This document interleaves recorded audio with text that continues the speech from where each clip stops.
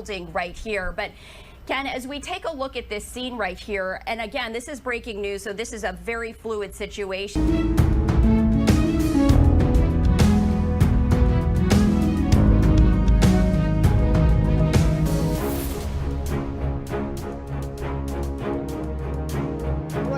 Ejo niyo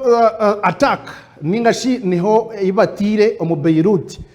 Israel na hati kugira ngo bisire kamanda waba Hamas bitu yo Israel takwenda kutwara credit abo kugira ngo nema ya consequences. Imabo kutureba a Sky Express nyenda kukumanyisa kugira ngo buri rutaro buri move yone ko mu rutaro na haba harho move ninga consequences, the after effects za move yiwa ko mu rutaro. Mweno rutaro Israel oburigiro ekija yarangira kugira ngo nubenda Sare al-Alul kugira ngo Sare al-Alul ebara mukwatere hona nubenda kumureto mu ngaro zabo kandi ningira nti nyomwazi yo kubakozere entekateka ninga saba kora spy network babega bija bafuna information yo kugira ngo Sare al-Alul hata shaheje yitukugambira eshaheje go muhekera sinzigu ningo go muhekera isaba hekera eshaheje ari mu Lebanon yasazere border ari mu Lebanon kandi mu Lebanon nom twamanye location yayo abo kugira ngo abebembeze Bahamas bo batura besherekire Bahamas yota kuma Bahamas abana bahekera okushanga mu Palestine abatandikirwaho abine ekigenderwa kimwe cyo kugira ngo driving Israel out of the occupancy of the Palestine land kugira ngo bagirizeyo babinja Israel Israel bona barujemu erita kargomeri ya Palestine mwen Gaza Strip aheri ninja kuija koreka ho misho kuija koreka ho map ya okareba Gaza Strip then hati nebenda ngo erita karagarikire aba Palestine akuja tuba kwenda mu Israel wena nomwe nebehekera kikuma kindi Israel ekabehunami eyabirigiraho konka aba Bahamas bakora orukwe abero mushanje byo kwikumi bije babatahiro mu Gaza Strip babateka hansi man Israel yaja hati nyonza kuritariyetinga no kugarura mururo kugira ngo pana tauza kuhasa kutumanya iroti ningashoka torobya mamisho ntwa kuija kubashashura omuringo gona gunkugamba mwen kutwizire ogogu Saleh al-Alul abaine entegeka ningashi entekateka zo kusisinkana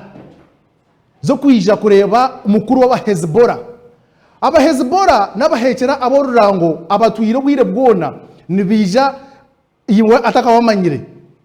ogo mukureba screen yaweho nuwe Saleh al-Alul nuwe akwebembera ningashi owakabiri in command abahekera ba Bahamas akatekinga refugee ninga siya tekinga yazom exile ya yirukangira omuyihanga area Lebanon bitu akari Israel linked to the Palestine konka obwire buri akijamara imyaka 15 omuchome cha Israel bamara kumukwata bitu ko mushija ya screen nyenda kumukuyisya kandi mukwanjure noha abwenci bamutire ensiyone katetema abwenci bamutire ihanga ryona dekebuza kuba bibatera ogo Israel ejo greatest scorer Saleh al-Alul abayine myaka 5 kandi emyaka yaje 5 ninjanto ogo mukureba yinogo nuwe mukuru wa Hezbollah no mukuru wa Hezbollah Hassan Nasrallah no kura aba Hezbollah mu Lebanon aba Hezbollah nabo niza kuyija kubanimba kuraberamu omisho aho aba Hezbollah nabo bavuga government ya Lebanon na hamwe na government ya gati na gati aho kuba bine bintu bibiri nabasikaska no buyinja bita harumuna interim prime minister konka ogo bora we abe na financing mnonga kandi entekateka zona enkwe zona nibebemba zikora mu Lebanon no mundomo bitu ogu Saleh al-Alul we atura abayine myaka 5 y'obukuru kandi akayiza tandikaho ekibinja kiwa kweta Al-Qassam Brigade amahe agizira katandikaho bakiza bakegita hamwe bakakora hamwe aba Bahamas konka Al-Qassam Brigade akari one of the founding leaders nuwabe na ibembere ekibinje eki bakiza kitera ngo kumambona ibembere nkorotaro rwa kinana na mukaga nka Moses ariko yabayina mahege nabo bakiza bakamugitagita bakagitana bakakoramo fronasa inga bakoramo NRA bakijamwe bakarumba bakakora ezenumba zona mbwenu Saleh Al-Alul we akaba yirukanjira muri Lebanon bito kwirukanjira muri Lebanon abamazire imyaka 15 omuchome cha Israel bakaba bamukwasire nka terrorist w'urango ningashi omutuju w'urango bija bamukwata bamukomera mu Israel kuba murekwire bati yirukanjiraho nashabo butuze mu Lebanon bamwakira mu exile bamwikiriza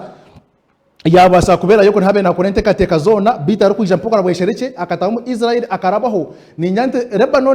Lebanon niyo area mutwe mu north eastern ya Israel eruguroku niza kushaba ari mu control mpereza ye map page yo kubanza yabyona mbaze mbore koho map page password deji nyereka ye map page then bari kwita mapejo ngakwereka Lebanon he kushangwa nankai ologu Saleh Al-Alul akija omwakogu yatwara obwetwaze ningashi kubaka gambirizo abahekera Bahamas yamara kukora entekateka zona we na Bahamas akuba amahege bakija bayegita yakwata Al-Qassam Brigade yagito Bahamas bona bakore kibinje cyamana munonga cyo kutinisiriza mensiona omashuma ga Israel ahaho bito bakarije mu chikome amaze myaka 15 kandi enyima hawo munonga president wa Israel akija rumba ho muri America kuba babanywani kandi America kwekora mu Iraka ensione katetema ekahurtiriza ekagambisibwa akija yazayo badikeringa Saleh Al-Alul omwaka gwenko 2015 nka global terrorist nka narukarara ningashi omuhekera w'amani munonga wabakwiza kutina munonga kanze mboreke Lebanon nje mboreke Lebanon arukuretaho yes mpama pejo mbanze mboreke kurungi ninjanti numureba hituraho iyo ari natureba screen now ejeje mukurebaho eriyo mukagure eje niyo Israel niye kuija Lebanon numakaro mukaburu akarosta ejeje niyo Lebanon mwene Lebanon aheri ninjano koreba akantu nakache munonga kariyo mu north east akuba okweruguroku ariyo Mediterranean Sea hariyo ekiyanja ekihanga munonga cha Mediterranean Sea mwenu ogogo Saleh Al-Alul abena crossinga kurwa muri Lebanon nayo mukureberaho omwirimwe ataho muri Syria akwa Syria nayo inabahekera bayo part of the Hezbollah bari mu Syria part of the Bahamas bari mu Syria abahekera bona aborurango ashara azo mu Jordan ashuma munonga mpaka arabe mu Israel hansa yo mukurebaha aiza azo mu Gaza Strip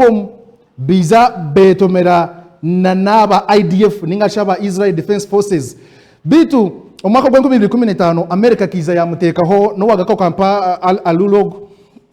tukagenderaho Al-Alul ninyatu barebaje ekitunde kina Lebanon Al-Alul bakiza mutekaho obukade butano bwa dola America kamjangu arafuna information yona kutulinkinga muhekera bwisha bahekera Al-Alul aije tumherezo bukade butano bwa dola mwenu kutube turyawo arakuza kuza kuija kusinkana ogowa Hezbollah Hassan Nasrallah abo kumanya oguno muhekera wa Hezbollah atakweshereka arukura ekibinja ekya Shia omu Lebanon nuwe omuhekera ogokineje omukureba muhango ogwe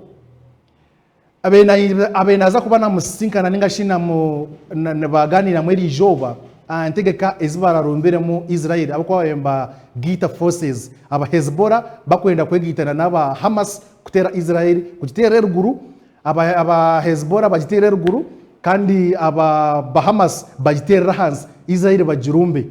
mwenu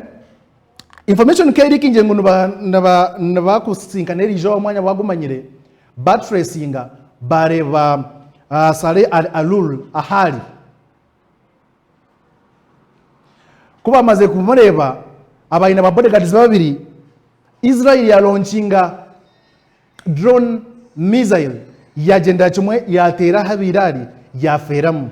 mwene je niyebere the biggest bro omwijo bari anyomwazyo munonga kubeno ba omwazi yaho chief waba Hamas ahabahekyera aba Hamas yarwayo yarangirira mukutu yona yagira ngo mazima Israel kimwatukora nekintu ekimwije kwiza kwejusa omburamu bwanyu bona mwakwiza kucyefuza ako gutakwatwaho mpa news clipage babaze barebe uko bitambuyire byona. Saleh al-Aruri was killed along with his bodyguards in an Israeli drone strike on Beirut's southern suburbs.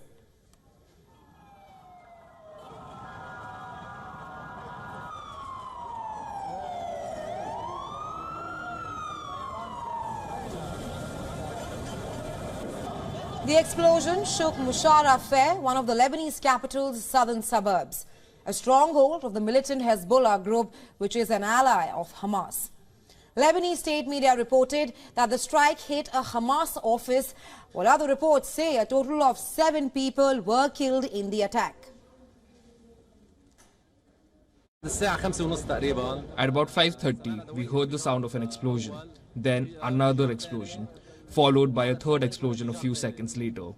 The smoke was rising heavily. The explosion shook our office. Now, Saleh al-Aruri was the deputy head of Hamas's Politburo and a founder of its military wing, the Qasim Brigades. He's also a US designated terrorist and has a bounty on his head. Well, Israel has previously announced the killing in Gaza of Hamas commanders and officials during the war. Aruri is the most high-profile figure to be killed, and his death came in the first strike on the Lebanese capital since the hostilities began. The strike also marks the first killing of a Hamas official outside Palestinian territories. Israel has declined to comment on the death of Aruri, although Israeli army spokesperson Daniel Hagari, who did not directly comment on Aruri's killing, has said that the military is highly prepared for any scenario in its aftermath. Take a listen. The IDF is in a very high state of readiness in all arenas, in defense and offense. We are highly prepared for any scenario. On the other hand, Hamas's chief Ismail Haniyeh has said that Aruri's killing is a terrorist act. It is a violation of Lebanon's sovereignty and an expansion of Israel's hostility against the Palestinians. Hezbollah leader Syed Hassan Nasrallah has vowed to retaliate against any Israeli targeting of Palestinian officials in Lebanon. They have warned that the killing of Aruri will not go unanswered or unpunished. Palestinian Islamic Jihad has vowed revenge in a statement saying that the crime will not go unpunished and the resistance will continue until the occupation is removed. Iran has said that the killing would further galvanize the fight against Israel, while Yemen's Houthi movement have expressed their condolences. Izedi omwishikatwa karanga igambirine wenyine omwana w'abakama nyenda kubayongera yo nkabatwara kandi nkaboreka ego nwe Saleh al-Alul omuhekyera isinzigu aba deputy waba Bahamas babazire kubakwata hanjoka babakwata hankojo kandi babatementeje iyo we no muntu arabari mu rutabaro bamara kutementeje no batachemerera no batachine kurataho hata bahekyera babaze ngo pana mbene Israel waye panchire hata katwize tukore cyo murro kandi ntwenda kumanyisa kugira ngo ororo taraturuza koma tube tubasasire mwene tukatwize tubashomesa umurro kugira ngo tumwine kuzanazana nabo ba Hamas kwe bari yawo abahekyera abo mambuka kuri abo muri Yemen abo n'abahuthi nabo bagira ngo babanywani bitu no tubasasira ito kunuya ni twe tubahereza obushaki kibona obumana yetaje ntwakuja kubahereza abahuthi numbamanya obukambo bine bari nk'aba Hezbollah nabo bajya nkare mbwenu Hassan Nasrallah ogunwe general secretary waba Hezbollah omu Lebanon ninga shina kurra political party eje yaba Shia Islamic political party ekwa kanisa government yenkora omu Lebanon na wenwe omuntu w'amani niwo muhekera ow'amani ogu nyarukarara byo kwekitinisa bakaba kozera Israel omu nkojo obarumba West Bank bakija bakabata hansi mbona hati arje yagira ngo Israel ekinte cy'umukozera kutera mu Beirut nimwakwija kucyedusa ningashiri mwakwija kucyefuza bwire butari bwa hare uyu wari nareba screen ya wao agize ngo Israel ekinte cy'umukozere ekyo ni assault muyo assaulting the people marabye abantu ba Israel ba Lebanon na misho kandi bantu bonka marabye abantu ba Lebanon na misho mwajerega ningashi mwanafuya security yitu cyo kwirinda byitu na sovereignty of the nation mbona hati mwarangiro rutaro akogeye birinka attack atar ba Hamas itar ba Hezbollah attack on the Lebanon mwene cyo mwakwiza kutsashura bitu kwa bariyaho Israel nayo mu kugaruka mu kugamba yajango pana no mango Israel nayo inobwenje bwinji bw'amana munonga tekwenda kuba neretera by'amana uburumbaganya w'amana yabyehakana ngyo takasinche drone ataka yona aho kwatikikiza responsibility kugira ngo niyisoro muhekerogo konka Mark Ragev ogunuwe kagambirizi w'ebyempulizigana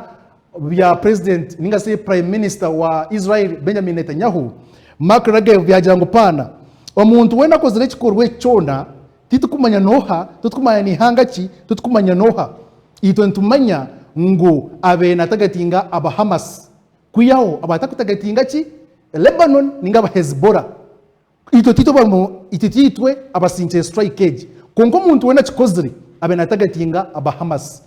hati yo ngakumenya bwenje niyo no ihira mu omuryecho. That is it. Mbon tuyirukangire kimwe tuze omu Red Sea Sky Express amakuru omunsiona ensiona erione tureba kandi nitwe ndugazwisi omunonga mbwenu ombiro ebirigire hebi imwe mwabya mu celebrating ngiro mwaka gwanyu no mu celebrating na mutera cya kunini omu Red Sea hakabaruka homurro Red Sea hakabaruka homurro American ningasi US Navy aganama he agomizi kandi ako kurwana na emeeri akagutura omu ocean ningasi sea agaba America garakaroncinga attack gatera amato gaba Houthi aba Houthi nibona ninkushoboraho abahekyera ningashi banarukarara no manya are the difference between rebels and terrorists imwe numbasa kuchigita konka binte bene bitana umuhekyera nari umuhekyera wabutosha konka terrorist tari umuhekyera wabutosha si waburi jona mbenu aba Houthi bo bakija noma aba Houthi batura bine entekateka zabo zo kurwana amizi bakakora piracy ba pirates abakwiba amato abakuba tamburira omubyanje bihango nibatega amato bagija bakwata abonkure baho a screen yanyu niwo abahekyera aba Houthi bine buri kurwanisa cyona kandi bine bingi munonga byo kubasa ku silencinga ene accounta mbwen aba Houthi bakakwata amato ashatu birukanga barumbe emeeri ibarumbire babakabata kumanya ngu ne aba emeeri ya America kwamaze kujirumba pati yamara kugisharaho bakora distress call kubaterire aba America bakutura hihi no manya America and western countries bobine obwenje w'amana munonga kugira ngo nibiza mu Africa ningasine bareba center of the flexibility bija batekaho base yabo mpama pejo producer Denise turebe mwenu omukiye kikurumbecho aha muntu ebakwe aha mwaro okubakweta Babel Mandeb iwali na tureba screen ya wejo oguno mwanya oguri agati ya Gulf of Eden wano rugakuru mu Arabic Sea Arabic Sea neri kunu ya ninjani mujireba iyo ya screen ya onoza no tureba niyo Arabian Sea, then oyija Gulf of Eden emeeri nyingi ntizikira kuraba ziza crossinga zanziraga nko mu Russia zikwenda kureta kunuya omuri Saudi Arabia zitetorire mu Africa kuri yona antu mukono gumwe. Mbenu Gulf of Eden aho kureberaho ogo mwanya ogo Babel Mandeb abahuthi niho bategire mereji kandi kwamaze kutega emeeri bamara kugisharaho kwenda kutwara ibintu byakago byebekorire kutwara mu Israel. Bafuna distress call, America yakwata bwangu bungu yakwata helicopter zayo yirukanga yagenda yaba intercountaringa. Mbwenu America ayimu kureba Djibouti heraha omukarweda kaniyo Djibouti eine base aha mwara kureba star aho kureba star honyinaho noho ineho base yayo ya navy ekwasa kwirukanga kurinda ebiyanja byane bikorabo muri byono. Mbwenu abahuthi bakafuna surprise attack bakabari yaho barumbire emeeri bamaze kureba babasharaho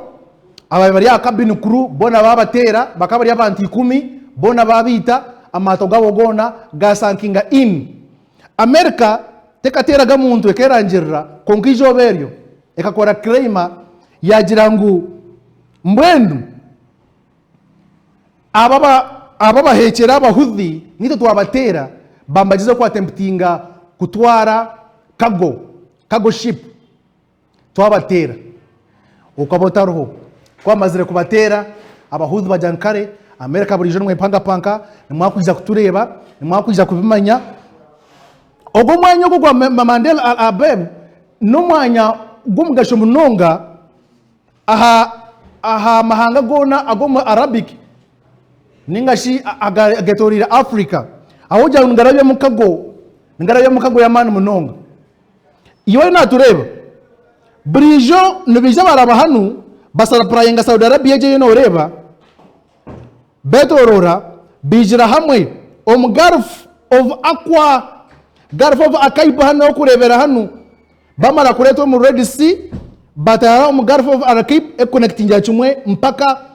hagati ya Jordan na Israel. Mwen emeeri zibezitwara mu Israel nizibenzira bahanuya ekija mpaka aho guri no reberaho.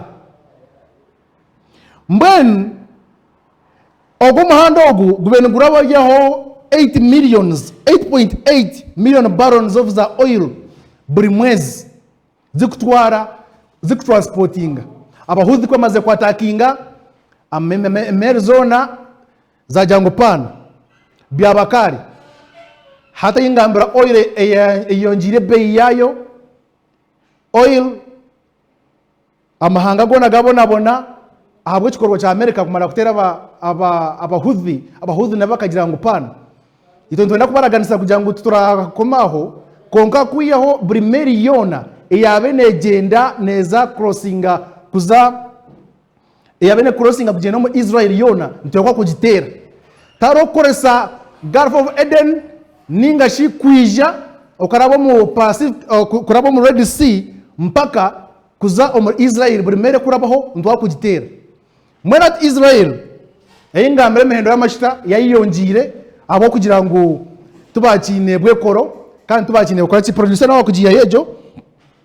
ate yinkugambira akire tukabakanywa kitu konka ntwenda kusembesha mpaka Sky Express aganugo mahurre agomunsi ningashi amakuru against yona indakugamba nti Israel hata yahika yakora abarabe bingi munonga ebenerwana saba hechera ba Bahamas omubushuma bonka hati egisro ba hechera yamaze kutera Lebanon hata ba Hezbollah nabo bamara kugitagetinga aba Hezbollah bamaze kugitagetinga then hati tuina ba Houthi America abetu enerwana sa am Red Sea ba pirates sabo batera pirates hati eshaije yinkugambira Israel katandikane mangune Rwanda saba Bahamas abahekera bonka konkati bona terror groups zaza kwegita abahuthi bakurgayo Bahamas bachono barwana aba Hezbollah nabo bakutagetinga Israel ikinchigere kankahi Israel nkigireka ahabwire bwa tengo tengo aho kuba uburigiro na French President Emmanuel Macron na wakarwaye yagira ngo pana Israel ntwa kubahereza ubushagi kibwona kugira ngo mumareho abahekera ba Hamas konkari joba Emmanuel Macron nawe yargaye yagira ngo pana ekintu cyabakari hata kitu wakore musizinge fire mutaka kafutera omuri Lebanon mwana mwenda obusinje itonka France nito twagamba twatayira karyitu mwen ejoni America yona gira ngo neza gumiza mune hereza bushagi kibwona obukwetagisa aba Israeli kutera abahekerabo Iran